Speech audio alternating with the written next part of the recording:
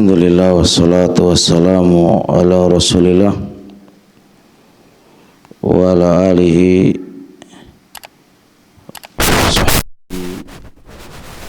wa mawala amma ba'd.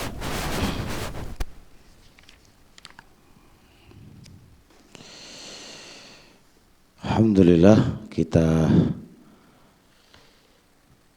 masih diberi oleh Allah Subhanahu wa taala nikmat untuk bisa hadir di majalisul ilmi, karena majalisul ilmi, majelis ilmu itu adalah riyadul jannah, tamannya surga, sebagaimana hadis Anas bin Malik radhiyallahu ta'ala. Malam ini insyaallah masih melanjutkan pembahasan kita berupa mengenali benang merah pertengkaran antara kita. Benang merah antara kita itu, benang merah pertengkaran antara kita itu gak lepas dari tiga. Pertama apa kemarin? Lemah agamanya menyebabkan kita itu bertengkar. Kedua, lemah ilmunya, karena lemah ilmu itu, lemah pengetahuan menyebabkan kita bertengkar. Yang ketiga, karena lemah kedewasaannya, sebab kita tidak terlalu dewasa dalam menghadapi suatu masalah, maka itu menyebabkan kita itu bertengkar. Jadi poros pertengkaran kita ini ya nggak lepas daripada tiga ini, baik pertengkaran satu masjid, satu yayasan, satu pondok, satu di lingkaran dakwah, atau satu keluarga, gak akan lepas dari satu dari tiga perkara tadi, atau tiga perkara itu semua ada pada diri kita. Kurang dewasa, kurang ilmu, kurang agama, sehingga tengkaran terus. Masalah kecil kita kurang dewasa menjadi bertengkar. Perkara yang seharusnya ada toleransi, karena kurang ilmu kita jadi bertengkar. Masalah yang seharusnya gampang diselesaikan, dikarenakan kita kurang agama, kakean maksiat, banyak dosa, sehingga hati itu keruh, ya keruh. Ini nggak bisa memaafkan, nggak bisa apa, sehingga terjadilah pertengkaran. Jadi porosnya itu tiga ini.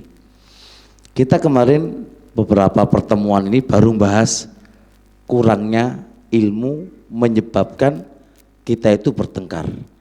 Baru satu benang merah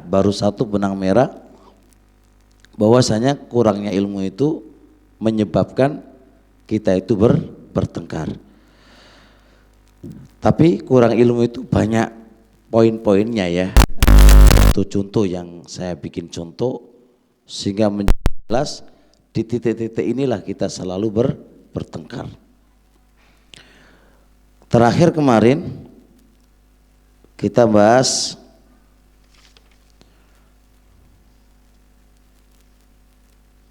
apa ya kemarin itu ya? Terakhir apa kemarin?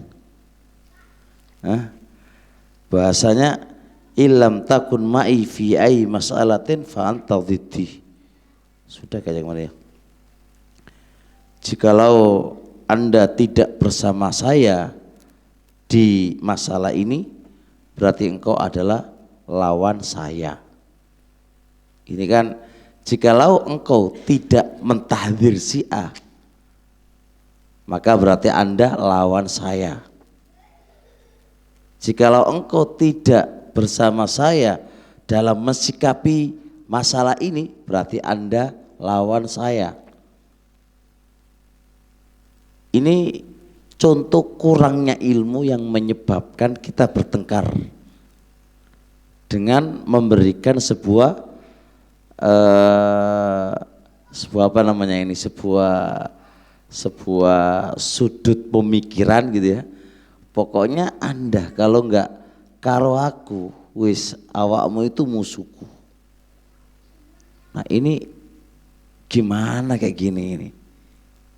Tapi ya, Syekh Ibnu Utsaimin rahimallahu taala dalam Majmu' Fatawa juz 28 27 halaman 239 sampai di 27 ya, juz 27 halaman 239. Beliau ditanya tentang prinsip ini, tentang kaidah ini. Kalau Anda tidak bersama saya dalam kasus ini dan dalam kasus yang lain, berarti ente lawan saya. Syekh Ibnu Utsaimin ditanya tentang ini, apa kata beliau? Wa mabda'u man laisa ma'i fa huwa alayya mabda'un fa huwa alayya mabda'un khabithun. Ini adalah mabda, sebuah kaidah yang sebuah pemikiran yang busuk. Ini apa? Pemikiran yang busuk. Itu yang ngomong siapa? Syekh Ibnu Utsaimin. Jadi ketika saya misalnya mentahdir A, antum harus ikut mentahdir si A. Kalau antum nggak mentahdir si A sebagaimana saya tahdir, kamu ku tahdir. Muamalah kita nggak ada muamalah, transaksi kita batal semuanya. Kamu harus pergi dari tempat saya. Jualan kamu udah nggak ada hubungan dengan saya. Loh kok gini gitu kan? Kata Syekh Ibnu Utsaimin, ini mabda'un khabith, ini busuk kayak gini, pemikiran yang busuk. Kemudian perlu difahami, para salaf dulu itu mereka berselisih di banyak masail. Para salaf dulu mereka itu berselisih di banyak masail. Anehnya tidak ada satupun dari mereka mengutarakan prinsip yang semisal tadi, nggak ada.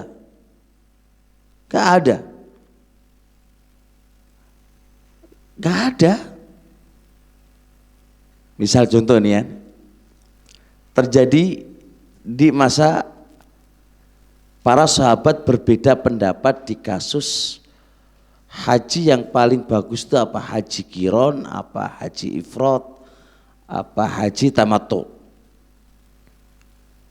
Sebagian sahabat memilih haji ifrad karena Abu Bakar dan Umar hajinya ifrad. Ibnu Abbas mengatakan, perhatikan bahasa Ibnu Abbas, akhsha, aku khawatir, angtang zila, akan turun alaikum atas kalian hijaratun minas sama, batu dari langit. Aku lu qala Rasulullah, aku mengatakan Rasulullah lu ngomong kayak gini. Wa taquluna, dan kalian itu justru melawan Rasul dengan mengatakan qala Abu Bakar dan qala Umar. Enggak ada bahasa Anda kata engkau Ibnu Abbas enggak sama dengan Abu Bakar dan Umar, ku tahdir kamu. Enggak ada begitu. Masing-masing merujuk kepada apa? Mana yang paling kuat. Kan begitu. Banyak masalah terjadi perselisihan. Di zamannya sahabat, zamannya tabi'in, enggak ada satupun dari mereka menggunakan kaidah yang busuk ini. Taib. Kemudian kita lihat di ulama hadis, kita baca biografi ulama-ulama jarh wa ta'dil. Ketika mereka berbeda pendapat dalam satu rawi ini lemah, ada yang mengatakan rawi ini terpercaya, Ada yang mengatakan perawi ini begini, ada yang bilang begini. Apakah ada satu dari mereka mengatakan, Anda kalau nggak sama dengan saya, ente ku tahdir? Nggak ada. Makanya dari mana kata ini muncul, dari mana? Mana salafuka? Mana salafnya ente itu mana? Pendahulu yang menggunakan teori itu lu mana? Teori dari mana kalau nggak sama dengan ente tahdir itu dari mana? Taib ikhwan. Maka perlu difahami, Syekh Al-Albani, Syekh bin Baz, Syekh Ibnu Utsaimin, Syekh Muqbil berbeda pendapat. Enggak ada satupun membahasakan kalau Anda tidak sama saya ku tahdir. Enggak ada. Misal sebuah kasus terkait dengan pengkafiran Yusuf Qaradawi. Di satu poin beliau mengatakan ketika najah suksesnya presiden di suatu negara dengan yang memilih dia itu banyak banget sehingga dia itu menang. Kata Qaradawi, kalaulah Allah itu tampil untuk menyalonkan diri sebagai presiden, nggak mungkin sebanyak ini akan memilihnya. Ini kan ucapan-ucapan kufur. Syekh Ibnu Utsaimin ketika ditanya ini, kata beliau, in kana hadzal khabaru sahih. Kalau khabar ini benar dari beliaunya, maka dia kafir. Bisa dipahami? Waktu itu Syekh Muqbil, saya masih di depan beliaunya, dulu ditanya masalah ini dan beliau tidak bisa mengkafirkan. Beliau mengatakan mubtadi, dia itu ahlu bid'ah. Ingdi menurut saya. Satu dari santri, guru juga di sana, beliau langsung nanya, ya Syekh Ibnu Utsaimin telah mengkafirkan itu kan. Syekh Ibnu Utsaimin telah mengkafirkan. Maknanya kenapa antum nggak mengkafirkan juga gitu kan? Kok antum mengatakan mubtadi dan nggak bisa mengkafirkan kan begitu? Apa kata Syekh sambil memukul meja ini? Dek. Mana Syekh marah? Kenapa Anda maksa aku untuk mengatakan semisal yang dikatakan oleh Syekh Ibnu Utsaimin? Ana punya pandangan sendiri. Begitu beliau. Apakah saya mengatakan kalau ente nggak seperti saya, ente ku keluarkan dari sini, ku tahdir ente? Nggak ada. Kita heran di Indonesia ini kan, kok bisa membuat sebuah kaidah yang kalau nggak sama dia ditahdir, kalau nggak sama dia diputus muamalahnya. Masalah apa? Masalah yang itu ada toleransi, atau itu masalah prinsip, atau masalah apa? Masalah yang itu ranahnya ijtihadiyah, kenapa? Apalagi masalah fikih atau masalah yang ulama berbeda pendapat, atau masalah itu ranah ijtihadiyah. Pertanyaan saya adalah, menghukumi orang itu ijtihadiyah atau enggak? Ulama mengatakan ijtihadiyah. Ijtihadiyah. Kok bisa kalau enggak sama saya berarti lo ku tahdir? Ini apa ini? Sekarang anak mengerucut ke suatu poin. Ini ada roja, ada yang lain. Ada yang mentahdir roja, ada yang berteman dengan roja. Yang mentahdir roja bilang apa? Kalau ente enggak nahdir roja, lu musuh saya. Loh, kok bisa begini? Dari mana lagi? Kasus Syekh Ali Hasan, hafizahullah rahimahullah taala. Engkau kalau enggak mentahdir Syekh Ali Hasan dan buku-bukunya, engkau ku tahdir. Loh, ulama zaman sekarang ini itu aman-aman aja berkaitan dengan Syekh Ali Hasan. Loh, kok kita yang di bawah ini kok rame banget, ini kenapa sih? Makanya penyebabnya adalah dha'ful ilmi, lemah ilmunya. Sehingga masalah yang harusnya clear, bertoleransi, Anda punya pendapat, monggo pendapatnya ente. ini pendapat ini nggih monggo, tapi kita masih tetap bersatu. Beda pandangan, beda arahan kan nggak ada masalah. Kan gitu toh. Kok kita ini punya prinsip sendiri terus tukaran aja los. Gimana sih? Ayolah, mulai belajar lagi karena kita ada dhaful ilmi, lemahnya ilmu, sehingga beda pandangan sedikit menyebabkan kita itu bertengkar. Sudahilah pertikaian antara kita dan bersatu di atas Quran wa sunnah. Nah, makanya Syekh Muqbil rahimahullah ta'ala, beliau itu mengatakan sendiri ini, sebenarnya yang merusak dakwah Ahlussunnah itu bukan dari luar, dari kita sendiri. Ya kayak kas tadi itu kan harusnya kan kita bersatu, perbedaan pendapat yang ranah memang masalah-masalah ranah ijtihadiyah, kita bertoleransi lah. Karena kita tidak ngerti tentang toleransi, ilmu tentang toleransi, ilmu tentang gimana kita menyukai perbedaan kita nggak punya, ya sudah, rusaklah dakwah ini gara-gara kita. Kita yang merusak dakwah itu kita, bukan orang lain. Orang di dalamnya itu. Kata beliau, akhafu ma akhafu ala dakwati min ahliya. Aku khawatir yang merusak dakwah ini adalah dari dalamnya. Dari kita sendiri yang merusak dakwah. Nah, jadi ini yang harus diperhatikan oleh kita semuanya.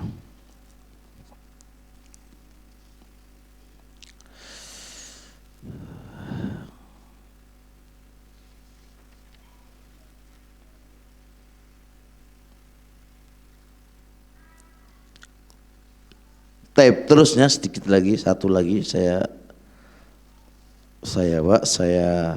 ringkas.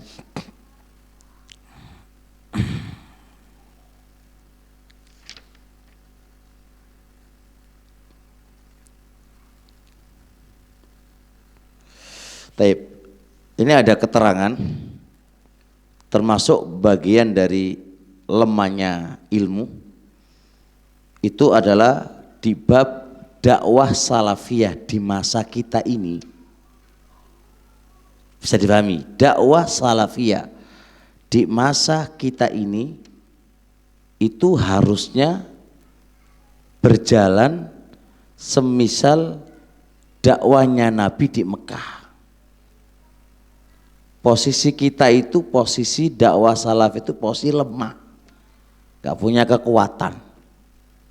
Harusnya kita di posisi lemah. Dakwah salafiyah di masa ini itu kita ini punya kekuatan apa gitu kan? Lemah. Hitung aja, salafi itu berapa persen dari sekian persen? Ada nggak 2% dari 2% ada ya? Ada ya, insya Allah ya. Ada 5% Pak. Berarti kan posisi kita ini posisi kan lemah. Nah, oleh karenanya, ini bukan pernyataan saya, ini pernyataan Syekh Muhammad Bamusa, guru kami di Yaman. Beliau mengatakan apa? Wa alam anna da'wah salafiyyata fi hadzal asr tamurru bi marhalati da'watil makkiyah fi dha'f. Dakwah salafiyah di masa kita sekarang ini itu posisinya seperti posisi dakwah awal-awal Nabi ketika di Mekah. Kondisinya lemah. Kita juga kondisinya lemah. Oleh karenanya, perhatikan, oleh karenanya bukan termasuk hikmah, kebijakan, ingat ini, bukan termasuk hikmah kita menggunakan bahasa-bahasa kasar di dalam membantah kepada orang, membantah kepada lawan kita, yang mana bahasa-bahasa itu dipakai di masa kuat, dakwah itu. Misal di masa Imam Ahmad, di masa itu dakwah salafi itu kuat. Mau bahasa kasar kepada lawan itu nggak ada masalah. Karena kuat.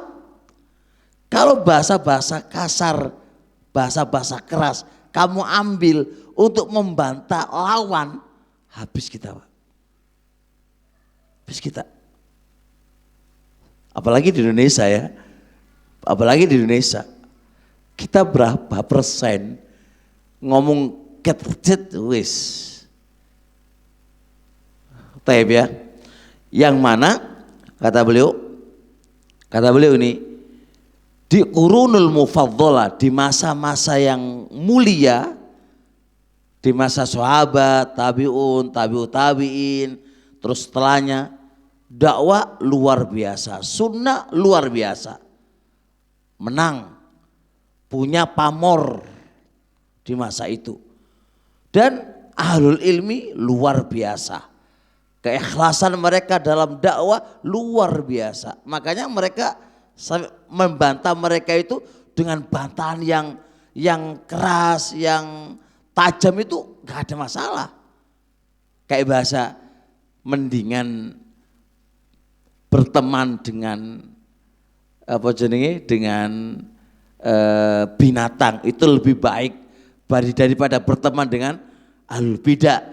Bertetangga dengan binatang-binatang lebih mulia ketimbang apa? Bertetangga dengan ahlul bidah. Ini kamu comot dari ucapan mereka di masa mereka, lo kamu letakkan di masa kita, ya nggak pas lah, nggak pas dalam sisi waktu dan tempat. Kadang-kadang kita memilih bahasa itu kan, memilih kata dan memilih hukum itu antara masa dengan waktu, tempat kan berbeda-beda. Lihat kondisi tempatnya dan lihat kondisi zamannya, kan begitu. Ini enggak langsung dicomot. Ucapan usul sunnah habis di situ. Ucapan melikai atau habis atau comot, atau praktekkan di masa kita sekarang. Ya akhi, kita bukan di masa mereka. Kita di masa posisi dakwah itu lemah. Enggak pas, enggak hikmah ya akhi. Enggak bijak.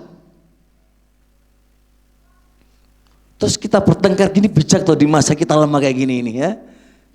Kita itu berapa orang, apalagi di satu tempat yang lebih ngeri lagi. Satu tempat kecil lagi, Ahlus Sunnah paling 10 tengkaran. Apakah bijak? Terus masalahnya apa? Ringan, enggak terlalu apa yang dibikin masalah. Naam ikhwan, Masya Allah. Ini yang harus kita perhatikan lagi, barakallahu fiik.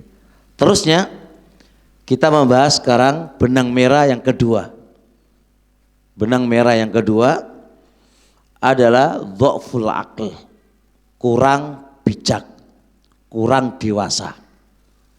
Kurangnya dewasa ini teman-teman semuanya menyebabkan kita ini bertengkar. Karena menghadapinya kurang dewasa, masih egois, masih nawa nafsu, nggak dipakai akalnya. Misal contoh satu masjid lah, ya biasa watak orang ini kan macam-macam toh. Ada pingin begini, ada pingin begini, ada yang pingin begitu. Itu watak manusia yang berbeda ditaruh di sebuah tempat. Ya banyak lah kan gitu kan. Karena kurang dewasa dalam menghadapi titik perbedaan, jadilah kita bertengkar. Gak bisa diselesaikan di depan. Diselesaikan pun gak mau selesai karena ya ego masing-masing kan. Ego masing-masing. Pokoknya ini yang benar, yang awakmu salah. Pokoknya harus begini, kalau gak begini salah. Disinggung sedikit langsung marah. Ini gini marah. Terus marah lalu keluar. Lah inilah kita. Makanya ada yang bilang begini kan, isini salafi itu tengkaran tok katanya. Isini salafi itu tengkaran tok katanya. Di mana-mana tengkar aja katanya. Bab apa saja, Sampai ada yang bilang begitu, ini kan apa jenenge apa namanya ya, jelek banget untuk kita lah, aib untuk kita lah. Mamin masjid, dari masjid mana aja lah lihat tengkar. Makanya ada yang bilang nggak usah dibahas salafi katanya, itu royoan sak temani dewi katanya, tengkar sak koncone dewi aja. Aib banget kita kalau gitu ya Pak. Sampai ada yang ngomong kayak gitu. Siapa yang ngomong? Adalah gitu kan. Ini kan aib untuk kita lah. Ayo teman-teman semuanya. Ya masuk satu masjid terus kemudian ya gontok-gontokan. Iya. Maksudnya enggak anu lah gitu loh. Kita ini wis podo ngaji.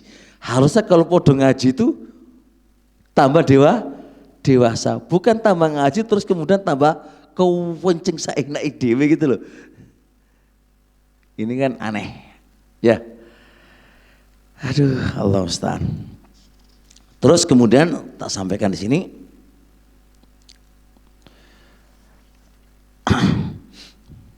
manusia dalam bab dewasa ini Pak dibagi menjadi tiga. Ada seorang alim akluhu akbaru min ilmi. Ada seorang alim, ada seseorang, gak usah alim ya, ada seseorang ingdahu ilmun, dia punya ilmu dikit, tapi dia punya akal, punya hikmah, punya kedewasaan. Maka antum lihat orang yang semisal ini Pak mendatangkan keberkahan lebih banyak insya Allah. Dia ilmunya nggak terlalu banyak, dikit. Tapi dia kalau ngasih orang, nyampaikan ke orang, mensikapi masalah ke orang, dakwanya ke orang, itu santun, bijak, menggunakan akal, kedewasaan. Justru manfaat orang kayak gini itu banyak. Bisa dipahami ya? Udah gak ini? Taib. Ketika ada masalah, dia bisa selesaikan dengan baik. Dia nggak pinter, nggak terlalu pinter Pak. Mungkin saya pinter sampean lah gitu kan ya. Dia punya ilmu dikit. Mungkin mau kitab saya grandul lah gitu kan. Iso mau kitab, tapi yo nggak sepinter kamu. Apalah nih saiti lah. Ora gak kok anu lah. Pokoknya dia masya Allah lah. Orang semisal ini berarti kan Pak, itu mendatangkan kebaikan banyak banget. Sampai-sampai Yazid ibnu Harun mengatakan begini. Ini Yazid ibnu Harun. Mangkana ilmuhu aktsaru min aklihi khasyitu alaihi. Wa mangkana akluhu aktsaru min ilmi rajautu lahu. Ucapan Yazid ibnu Harun ini dikeluarkan oleh Imam Baihaqi dalam kitab Syu'abul Iman rekam 4365. Belum mengatakan begini. Barang siapa yang ilmunya itu lebih tinggi daripada kedewasaannya, berarti kayak ilmunya itu lebih tinggi ketimbang kedewasaannya, khasyitu alaih, aku khawatirkan dia justru merusak dakwah. Bayang enggak ya? Ilmunya gede, ilmunya akeh, ilmunya tinggi, tapi apa? Kurang dewasa. Justru ini yang merusak. Tapi sebaliknya, barang siapa yang kedewasaannya lebih tinggi ketimbang ilmunya, maka saya berharap orang ini akan mendatangkan kebaikan. Ini ucapan Yazid ibnu Harun Pak. Camkan kita, yuk kita camkan masing-masing, camkan bareng-bareng. Jadi ini ilmunya akeh, masya Allah, ilmunya wakeh Pak. Tapi nggak dewasa, nggak bijak dalam menghadapi masalah, nggak bijak dalam menghadapi permasalahan, nggak bijak menghadapi komentar yang dia dikomentari, nggak bijak dalam menghadapi perbedaan. Gak bijak Pak, rusak-rusak Pak. Dia mutung, marah-marah, nadirin orang, rusak udah wis. Berbeda dengan orang yang dewasanya itu lebih tinggi ketimbang ilmunya. Dewasa lebih tinggi ketimbang keilmuannya. Kedewasaan itu insya Allah Pak menghadapi masalah mudah. Dewasa dia. Ketika ada perbedaan, dia lapang dada menghadapi masalah. Dewasa. Ada orang yang berbeda dengan dia, didatangi, dinasihatin, begini-begini. Dewasa Pak. Yang kita butuhkan ini loh, dewasa ini loh kan. Kedewasaan ini loh. Justru ini kata beliau, saya harapkan dakwah itu bisa berhasil. Dialah yang mendatangkan kebaikan dimanapun tempatnya. Orang yang semisal ini. Ya jelas ya. Yang kedua, seperti yang katakan, ilmunya tinggi, tapi kedewasaannya lemah. Ini yang kedua Pak. Ilmunya Masya Allah, jangan kalau ilmu qala Rasulullah apal wis, ditanya hukum apal wis, datangkan ini hafal, Masya Allah, hafalannya kuat, Al-Quran hafal, hadis hafal, dengan tanya apa, Masya Allah, tapi nggak dewasa, kurang dewasa dalam menghadapi masalah. Lihat kata beliau ini, apa katanya? Fahada yufsidu da'wa akthar mimma yusrih. Model semisal ini justru lebih besar merusak dakwah ketimbang memperbaiki dakwah. Dikarenakan apa? Kurang akalnya dan kurang bijak dalam menghadapi masalah. Taib. Imam Ibnu Muflih berkomentar Pak di sini dalam kitab Al-Adabus Syar'iyyah juz 2 halaman 211. Belum mengatakan begini. Idza kana ilmu rajuli akthar min aqlihi kana qomanan ayyadhurruhu ilmu.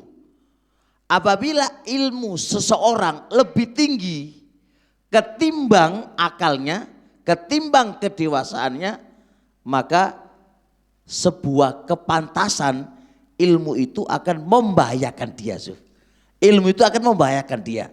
Bukan ilmu itu akan memberikan manfaat ke dia, tapi ilmunya dia akan memberikan bencana, kerusakan pada dirinya.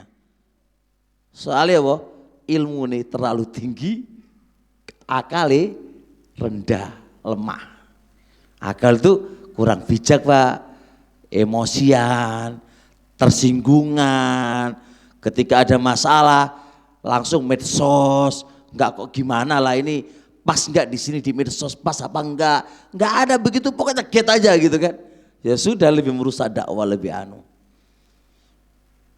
Nah, kita sebagai orang-orang tua lah, jangan ikut arus gitu kan. Orang tua juga kayak iso nuwoni pisan Pak ya. Orang tua seharusnya kan bijak. Orang tua itu kan gini Pak ya. Ini kan teori gini kan. Ada dua yang keberkahan itu bersamanya. Yaitu orang punya ilmu. Yang kedua karena tua umurnya. Orang inilah yang seharusnya tempat keberkahan. Kenapa dikatakan tempat keberkahan Pak? Karena dengan ilmu itu seharusnya dia bijak. Karena tua umurnya itu seharusnya dia bijak gitu loh. Makanya tempat keberkahan itu di sini. Ini enggak dua ilmu orang bijak itu di mana? Duanya ilmu tapi enggak bijak. Kurang dewasa. Terus gimana? Ini kan ilmunya gimana, ini kan repot. Ada juga wis tua tapi enggak bijak gitu loh. Bikin kacau malahan itu kan. Bikin geger malahan. Seharusnya wis tua itu bisa ngedem lagi mana, dewasa lah gitu. La ilaha illallah. Terus piye gak bisa begini? Ya gampang aja sih, ibaratkan kayak mangga. Gurung waktu nih apa? Tua terus dikasih karbit.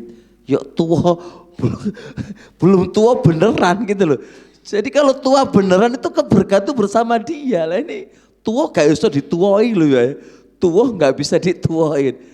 Seharusnya kan umur yang tua itu menjadikan dia itu berpikirnya lebih dewasa kan. Ilmu yang dia miliki Itu harusnya menjadikan dia itu lebih dewasa. Ini kok malah kayak bocah cilik wis piye?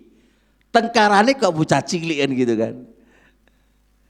Ini gimana kayak gini ini? Ini Pak barakallahu fik, ini model kedua. Model ketiga, alimun istawa ilmu wa aklu. Ini sama Pak. Dewasanya dengan ilmunya itu sama. Lah inilah yang lebih bagus. Ini martabatul kamal, ilmunya dan kedewasaannya sama. Ini yang bagus Pak. Tapi kalau enggak ya tadilah ilmu saiti enggak apa-apa. Yang penting apa? Dewasanya itu lebih tinggi. Kalau kita mau menyamakan ilmunya sama, kedewasaannya sama, kok enggak bisa? Ya udahlah ilmu saiti, tapi apa? Kedewasaannya. Nah, dalam rumah tangga Pak, kita lihat aja dalam rumah tangga. Ini bisa dipakai. Kalau suami enggak dewasa Pak, tengkaran, cerai. Apalagi istrinya 2, 3, 4, waduh. Ini kalau enggak dewasa bener iso apa? Ya iyalah, jenengan masalah dikit aja contoh nih. Jenengan kerja capek lah, oke. Capek Pak, pulang-pulang istri belum masak, rumah kotor semuanya. Antum piye coba? Marah-marah kan? Lah, awakmu marah iku lha apa gitu kan?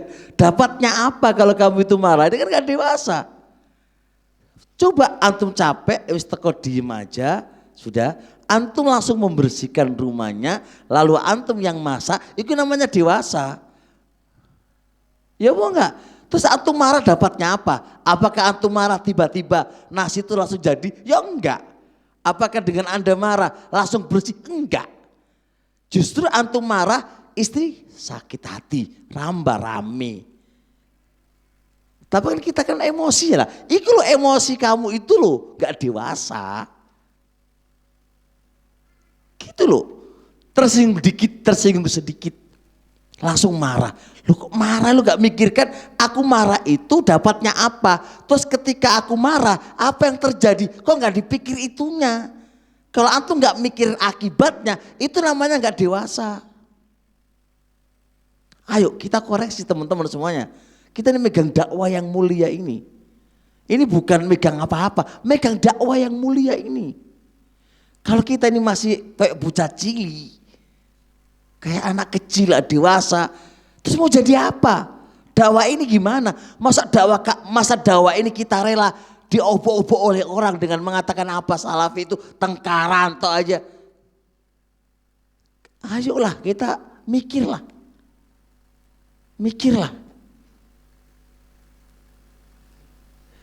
Masa kita yang berjenggot-jenggot putih umur 40, 50, saya tengkaran. Wes pangate mati lho Dewi, saya tengkaran aja. Oh kapan kita mau bisa berubah itu kapan? Ayo gunakan akal kita ayo. Memikirkan ini gimana? Seharusnya kita itu mikir dakwah ini piye bisa berkembang.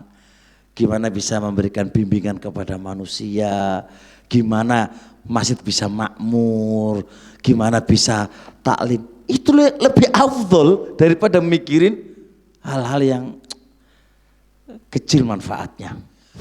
Taib, setelah kita tahu bahwasanya poros atau benang merah pertengkaran kita itu terletak di kurang bijak, kurang akal, kurang bijaksana, kurang dewasa. Sekarang kita mau ngasih contoh-contoh kayak apa sih kurang bijak itu di mananya kan gitu. Pertama, kita kurang bijak memposisikan keras di tempat yang harusnya lembut dan menempatkan lembut di tempat yang keras. Ini juga namanya kurang bijak. Bagaimana yang bijak itu Pak? Menempatkan sesuatu pada tempatnya. Ini harusnya keras, pakai keras. Ini harusnya lembut, pakai lembut. Itu. Sufyan ibnu Uyainah rahimahullahu taala pernah bertanya kepada murid-muridnya, kata beliau, tadruna marrifku, tahu nggak Anda apa itu namanya kelembutan? Tahu nggak Anda apa yang namanya lembut? Para sahabat menjawab,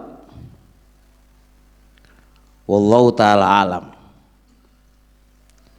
Lalu beliau Sufyan ibnu Uyainah mengatakan, antadhu al-umura mawadhi'aha. Yang namanya lembut itu meletakkan sesuatu pada tempatnya. Sama dengan definisi bijaksana. Hikmah itu meletakkan sesuatu pada tempatnya. Keras kamu tempatkan di tempat yang keras. Lembut kamu tempatkan di tempat yang lembut. Pedang kamu tempatkan di tempat yang harus ditebas dengan pedang. Cambuk ditempatkan yang seharusnya pakai cambuk. Itu namanya rifkun, dan itu namanya bijaksana, itu namanya dewasa. Wah, berarti harus tahu ya, ini orang ini itu keras apa lembut ini, gitu kan? Butuh dibahasakan bahasa keras apa bahasa lembut. Ini apa namanya, ngantemi apa, membahasakan ini, nasihatin orang ini lembut apa keras, itu harus pas. Itu harus pas. Nah. Kemudian Syekh bin Baz rahmatullah alaih juga berkata dengan pernyataan yang sama, kata beliau, asy-syari'atul kamilah, syariat yang sempurna ini datang dengan kelembutan di tempatnya dan keras di tempatnya. Jadi lembut itu diletakkan pada tempatnya dan keras itu diletakkan pada tempatnya. Sekarang pertanyaannya, Pak, masa ini pas enggak dengan keras? Itu dulu. Masa-masa ini pas enggak dengan keras? Ini kalau masa ini itu kita pakai keras, lari enggak gitu kan? Keras-keras itu. Syekh Al-Albani ditanya, masa sekarang ini adalah masa lembut. Kata beliau, anggap mereka itu orang sakit, Pak, pasien. Yang namanya pasien ketika datang kepada kamu butuh lembut biar menerima dakwah kamu. Itu kata beliau. Syekh bin Baz juga begitu. Hadzal asr, masa ini adalah masa kelembutan. Masa kelembutan. Kenapa? Karena manusia sekarang ini ghalibhum juhal. Mayoritas mereka itu bodoh, nggak ngerti. Nah, ini tempatkan pada posisinya lembut. Nabi Yunus alaihi salatu wassalam juga di posisi keadaan terkadang lembut, terkadang juga keras. Kepada Arab Badui yang kencing di masjid, keras apa lembut? Lembut. Posisi Nabi kepada Mu'adz bin Jabal yang ngimamin tapi apa? Panjang banget sampai ada orang yang keluar dari softnya. Nabi marah. Afatan anta ya Mu'adz, apakah engkau akan membuat fitnah wahai Mu'adz? Nabi keras. Karena bukan begitu sunnahnya Nabi, terlalu panjang kan gitu. Bikin manusia lari dari dakwah. Ya mungkin kita ini bikin perang aja, bikin tengkar aja kan, bikin orang lari dari dakwah. Kalau ada Nabi mungkin dikerasi sama Nabi kita ini kan. Karena kita nggak bisa memposisikan di posisi yang pas. Taib. Di antara poin yang kedua yang kurang bijak ini, ikhwan, adalah ada mutatsabbut fi naqlil akhbar. Tidak cross-check dulu sebelum menukilkan khobar. Tolong diperhatikan ini, tidak cross-check dulu, tidak tasabut dulu di dalam menukilkan khobar. Dapat berita langsung disiarkan, dapat ini langsung begini, tanpa cross-check dulu. Ini kurang akal kalau kita katakan Pak, ini kurang berakal, kurang dewasa, kurang bijaksana. Datang khobar langsung disikapi. Misal contoh kayak ada Ustadz si A begini-begini, langsung ngomong di depan umum, tet. Padahal berita itu belum mesti benar, sudah langsung ngomong, ngomong. Misal contoh kayak ada berita, kami ini dapat berita ini, Darul Athar pondok saya itu dapat bantuan besar itu dapat dari Ihya Uturos. Lah aku lo kenal aja enggak, mumet dele duit, kok dari mana gitu? Itu udah disiarkan kemana-mana. Stres juga saya ini. Dari mana ini? Seharusnya wahai teman-teman, orangnya masih ada, teleponan, cross-check dulu. Bener enggak? Ini teman-teman kadang-kadang enggak cross-check, langsung main hakim. Berita ini membuat antara satu ustadz dengan ustadz yang lain itu semakin renggang gara-gara berita yang datang. Padahal berita itu belum mesti sesuai dengan kenyataannya, direkayasa oleh orang. Tasabut dulu. Apa-apa yang berkaitan dengan individu atau pribadi orang, tasabut dulu. Itu dewasa. Gimana sih hakikat kebenarannya itu gimana? Tanyakan. Ini enggak. Kalau nanyanya malu, tapi ngomong di luar enggak malu. Itu kan harusnya kan enggak. Harusnya Anda malu kalau Anda bicara di luar. Karena berita itu belum mesti benar. Bahkan lebih ngeri lagi, berita itu sudah menjadi bangunan hukum. Gara-gara berita itu sudah ada hukum. Hukum sudah dikeluarkan. Padahal berita belum jelas. Ini gimana ini? Misal contoh nih, mungkin antum mendengar sesuatu tentang anak nih. Anak ada di depan antum ini sekarang. Apa yang antum dengar tentang anak? Seharusnya yang namanya dewasa datang ke saya. Ustadz, ada berita bener enggak? Itu namanya dewasa. Bukan langsung mengambil kesimpulan, aku enggak mau ngaji. Padahal kenapa enggak mau ngaji? Kenapa? Karena berita lu belum mesti bener. Mbok tanya ke saya, bener enggak? Terus sikap yang benar dalam berita ini gimana? Oke, taruhlah itu benar. Apakah ini menyelisih syariat? Kan butuh dilanjutkan pertanyaannya. Apakah ini menyelisih usul-usul atau enggak? Kan butuh dilanjutkan pertanyaannya. Kok langsung berhenti di sini? Geger ya kan, geger. Dan rata-rata gegernya ini gara-gara tidak cross-check dulu di dalam pekabaran. Rata-rata dimanapun tempatnya kita, kalau model kita nggak dewasa, datang sebuah kabar langsung ditelan dan disikapi Pak, geger Pak, dimanapun tempatnya, baik di masjid ini atau di masjid yang lain, di yayasan mana, geger. Malu dilihat orang Pak, wis tua-tua, wis ngajian kok gegeran terus itu loh. Malu lah. Tua-tua gini kok saya gegeran Pak ya. Gelem gegeran Pak. Sama temannya sendiri. Tapi saya sebutkan ini. Fattasabbutu sifatun min sifati ashabil aqli. Bi khilafil ajalah. Fa inna min sifati ashabi ru'unati wat taish. Tasabut korosek itu sifatnya orang-orang yang memiliki akal. Adapun tergesa-gesa menerima kabar itu adalah sifatnya orang-orang yang suka ngamuan.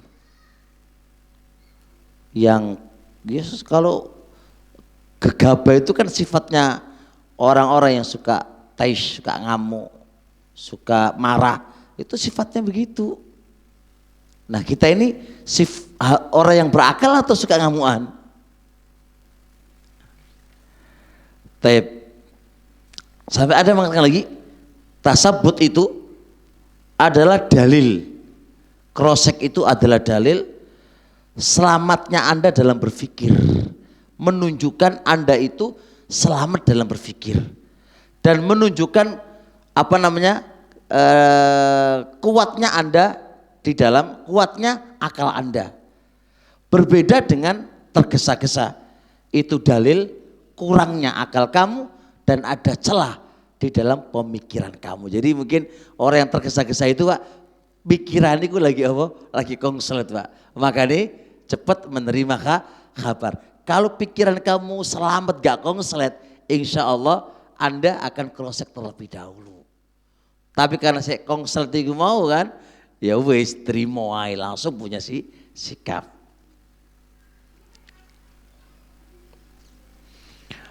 Terusnya sedikit lagi, ada sebuah hadis Nabi alaihi salatu wassalam dalam bab mengislahkan antara dua orang yang lagi bertengkar. Dua orang yang lagi bertengkar ini butuh dikrosek Pak, ditasabuti. Datangi dua-duanya dan harus apa? Disampaikan, antum ngomentari ini apa, antum ngomentari ini apa, ayo temukan.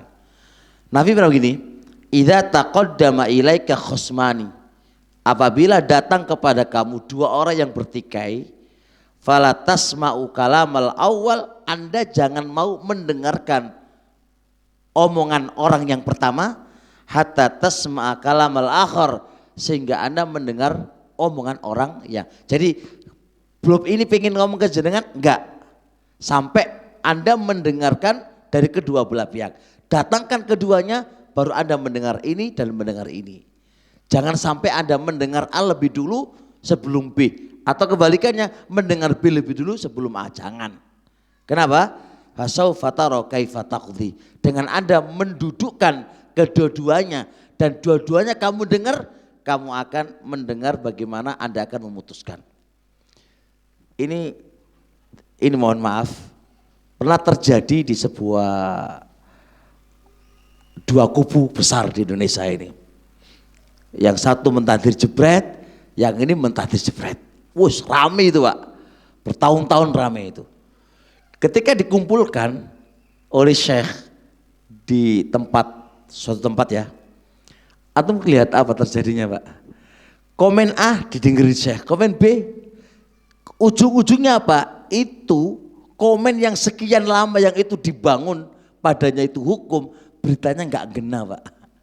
Beritanya nggak gena, coba beritanya nggak gena, katanya dan katanya dan katanya.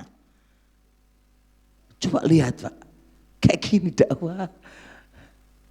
Jadi ujung-ujungnya apa? Berita yang belum dikrosek. Betul krosek. Tapi kalau diajak ketemuan nggak mau, masalahnya begitu loh. Diajak ketemuan nggak mau. Apa alasannya? Kena subhat. Ya Rabbi, kena subhat katanya. Loh, antum yang mentahdir diajak ketemuan nggak mau dengan alasan kena subhat. Terus awakmu itu nggak membuat subhat juga toh. Kayak kamu itu nabi aja yang omongan kamu itu beralasan dengan wahyu.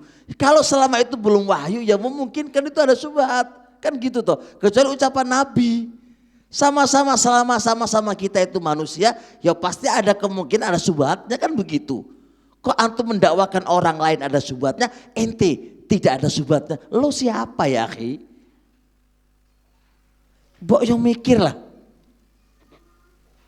Kayak Anda itu suci aja gitu loh, nggak menyebarkan subhat. Yang namanya orang pingin membenarkan dirinya, pasti akan mendatangkan argumen yang membela dia, itu namanya subhat. Itu namanya subhat. Jadi kan lucu banget, orang lain dibodohin. Jangan dengarkan A, karena dia mendatangkan subhat.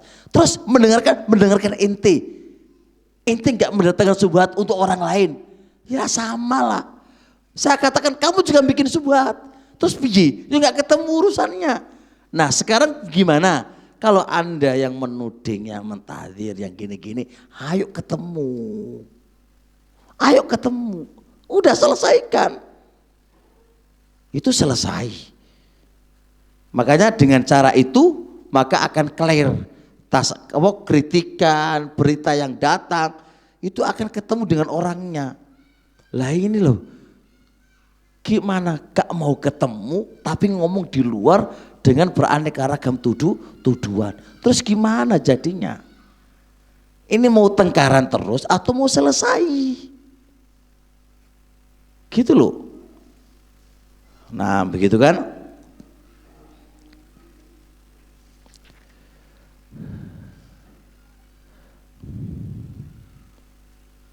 Sedikit lagi saya ucapan Syekh Mubil ini. Qala Syekhuna, berkata guru kami dalam kitab Musyara'ah halaman 28 ini, tolong perhatikan. Al wajib alal muslim, kewajiban seorang muslim. Idza balaghahu khobarun, apabila khobar itu nyampe kepadanya. Khobar ini fima yukhtassu bidu'at. Perhatikan, khobar ini berkaitan khusus dengan para dai. Wa fima yukhtassu bil muslihin, dan khobar itu berkaitan khusus dengan orang-orang yang suka memperbaiki orang. Muslih, orang yang memperbaiki. Kalau khobar itu datang kepada Anda berkaitan dengan para dai ilallah, para ustadz, para orang-orang yang memperbaiki umat, alaihi ayyataharra, wajib bagi dia berhati-hati. Cross-check dulu, ojo langsung diflorkan, ojo langsung diberitakan ke orang lain. Hati-hati. Ini berkaitan dengan orang-orang soleh, berkaitan dengan pembawa dakwah. Hati-hati. Kata beliau, la siyama wa nahnu fi mujtami'in. Lebih-lebih kita ini sekarang fi mujtama'in, di masyarakat, kathura fil kadhib, banyak kedustaan, wa kathurat fihi diayatul khabitha, dan banyak banget dakwahan-dakwahan yang busuk di masa kita sekarang ini dan di masyarakat kita sekarang ini. Maka hati-hati. Ini nasihat beliau untuk kita semuanya. Hati-hati. Naam. Thayyib, kemudian Masya Allah, Syekh Ibnu Utsaimin, sedikit lagi Syekh Ibnu Utsaimin, beliau berkata dalam Kitabul Ilmi halaman 39. Saya sengaja menukilkan ulama masa kini supaya ini yang menjadi nasihat untuk kita.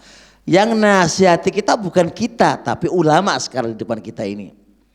Syekh Ibnu Utsaimin mengatakan begini, at-tasabbut wa thabatu min ahammil adab allati yajibu ayyatahalla biha talibul ilmi. Tasabbut, cross-check, ya, menanyakan lebih dulu, berhati-hati, itu termasuk adab yang paling penting yang wajib penuntut ilmu itu menghiasi dirinya dengan adab ini. Ini min ahamil adab, adab yang paling penting. Yang kedua, wajib penuntut ilmu untuk menghiasi dirinya dengan adab ini. Lihat, fal akhbar idza nukilat, kabar-kabar apabila dinukilkan, ini ada kabar ke kita ini langsung. Fala budda antas buta awalan, Anda harus tasabut dulu.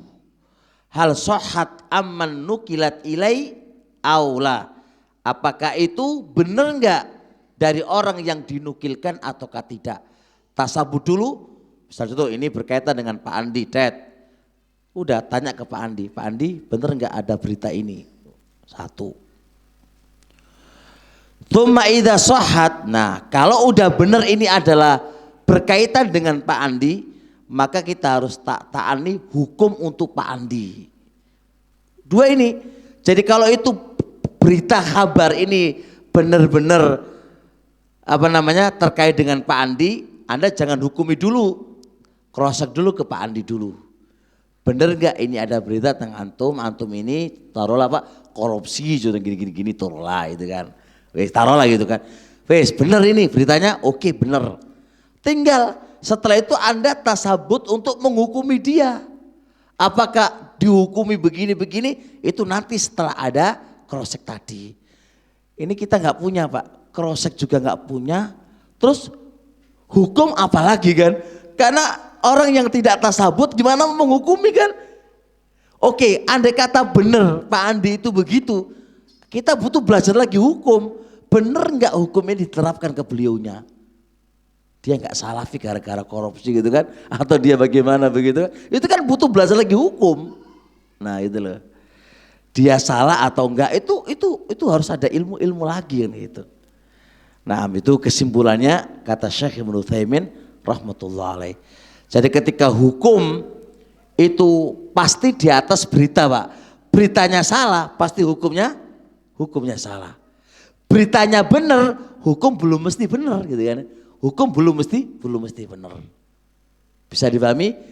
Orang kalau sudah menghukumi karena beritanya salah, pasti hukumnya salah. Kalau benar itu berita, hukum juga belum mesti benar. Butuh ilmu lagi, benar enggak ini untuk hukum tadi. Baik, sampai di sini insyaallah, semoga Allah Subhanahu wa taala membimbing kita menuju jalan yang lurus, dan semoga Allah Subhanahu wa taala menjadikan kita menjadi obat dari pertengkaran gitu kan. Jangan menjadi pengeruh pada pertengkaran. Semoga Allah Subhanahu wa taala memberikan kepada kita taufik dan hidayahnya dan ilmu yang luas sehingga kita berjalan di atas shiratal mustaqim. Subhanakallahumma hamdik, asyhadu alla ilaha illa anta astaghfiruka wa atubu ilaik. Assalamualaikum warahmatullahi wabarakatuh.